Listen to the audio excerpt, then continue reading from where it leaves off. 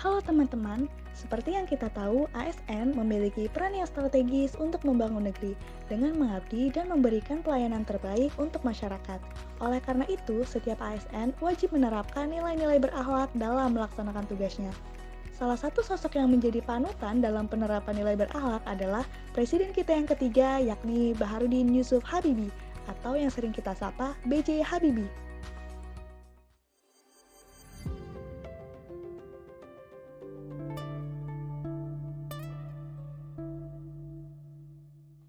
B.J. Habibie lahir di Parepare pada 25 Juni 1936. Beliau menamatkan pendidikannya di Fakultas Teknik Universitas Indonesia Bandung. Pada 1955, beliau melanjutkan studi teknik penerbangan, spesialisasi konstruksi pesawat terbang di RWTH Aachen. Hingga pada tahun 1965, beliau berhasil menerima gelar doktor insinyur dengan predikat summa cum laude. B.J. Habibie berkarir menjadi seorang profesor dan ilmuwan yang handal dalam teknologi aviasi internasional. Pada 1973, B.J. Habibie pulang ke Indonesia karena keinginannya yang kuat untuk kembali ke tanah air dan membangun bangsa dengan segala potensinya. Dalam perjalanannya membangun negeri, beliau menerapkan nilai-nilai berakhlak yang wajib kita contoh.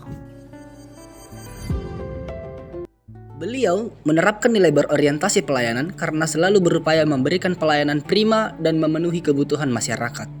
Beliau juga orang yang cekatan, solutif, dan dapat diandalkan. B.J. Habibie selalu mengharumkan nama Indonesia lewat penemuan-penemuannya. Beliau juga pernah menjadi penasihat pemerintah di bidang teknologi pesawat terbang.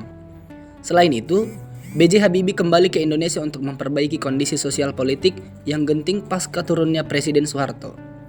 B.J. Habibie rela melepaskan gelarnya sebagai Mr. Crack untuk turun memasuki karir politik.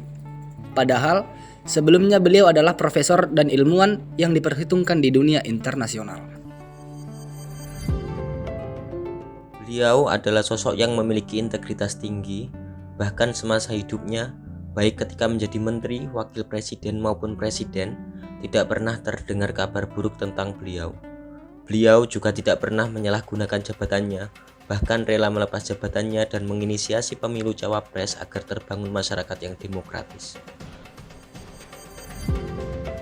B.J. Habibie memiliki kompetensi yang mumpuni, bahkan namanya juga cukup diperhitungkan dalam dunia pendidikan teknis internasional sebagai profesor dan ilmuwan yang handal. Beliau adalah seorang ahli di bidang teknis.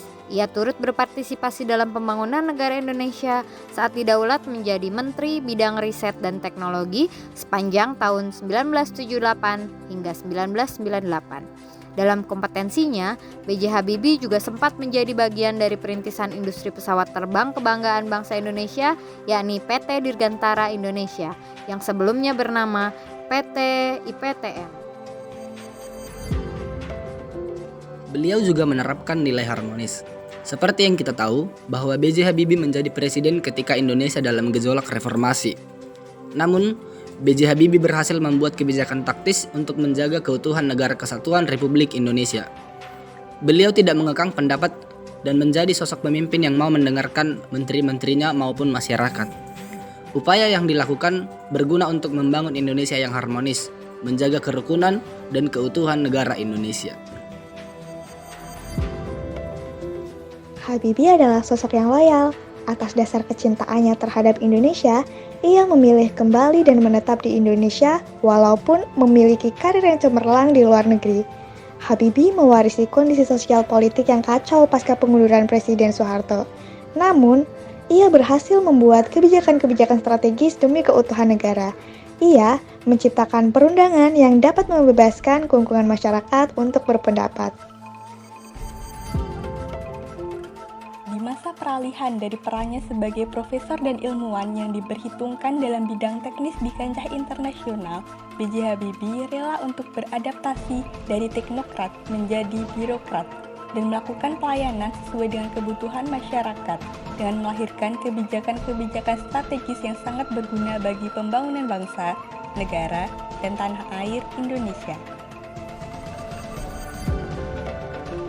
Sikap kolaboratifnya tercermin ketika Indonesia dalam kondisi krisis moneter.